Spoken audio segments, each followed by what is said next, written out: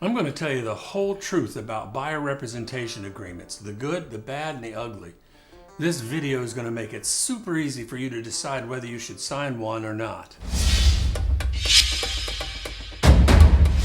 Buyer representation agreements have been misunderstood for years by clients and I think by a number of agents as well.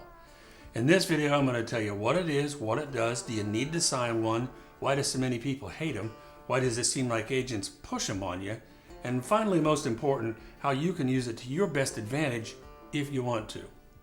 By the way, I'm testing out this new faster format.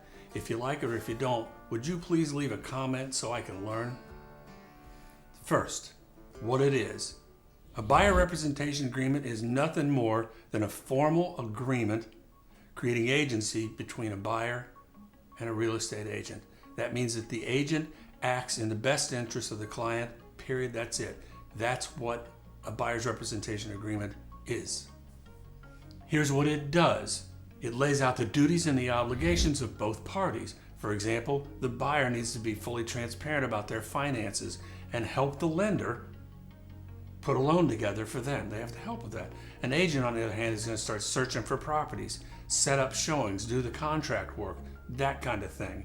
Each has their own responsibilities, and this spells that out. The next thing it's going to do is going to line out a time frame, whether it's 30 days or 6 months. It spells that out. And finally, it's going to set up conditions when and how commissions are paid.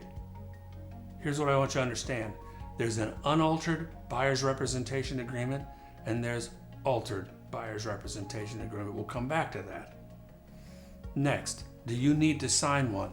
You absolutely do not. If the agent's okay with working with you as an unsigned client, go about the business of buying your house. You'll be just fine. You don't have to sign one, but you will be signing one the day you put in a contract. Why do some people hate buyer's representation agreements?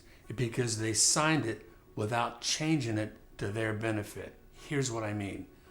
When it comes to time frame, you don't have to go 6 months, but if somebody gets stuck with that, they're going to feel trapped. When it comes to commissions, the unaltered buyer's representation agreement includes if you buy a for sale by owner or a house from a friend or a family, the commission is owed by the buyer to the agent. That's unaltered. People that get in that circumstance, they hate them. Kind of understand that. Why do agents press to have people sign buyer's agency agreement? Don't shoot the messenger. I'm going to tell you how it is. Number one, when a buyer signs a buyer representation agreement with an agent, they've got like a 90% chance of getting paid, of having a paycheck. That's the truth. An unsigned buyer, if you're working with somebody, you can be searching with them for weeks, showing them houses for weeks, doing all kinds of behind the scenes works, hooking up with lenders. And then on any given Sunday, an unsigned buyer can drift into an open house or new construction site and sign a contract with another agent. And that's when the agent gets this call. Hey, thanks for all your help. We found our house. Yay. That's why we push to get these things signed. And third, this is just going to tell you how it is. There are people out there that will use agents to death, to drain them of the information, searches, getting the numbers, getting the lending, refuse to sign, and when they find a house, they'll do an end run around the agent, go direct to the seller, ask for a reduction in the price because they're not having to pay a commission. That's why we have those things signed. And finally, here's the last part. How can you get a buyer's representation agreement to work for you? This is so simple. I don't know why people make it so hard, but we were talking about unaltered contracts a minute ago and why people hate them. That's why they get stuck with too long of terms and paying commissions no matter what. You have the opportunity to change that. Here's my advice.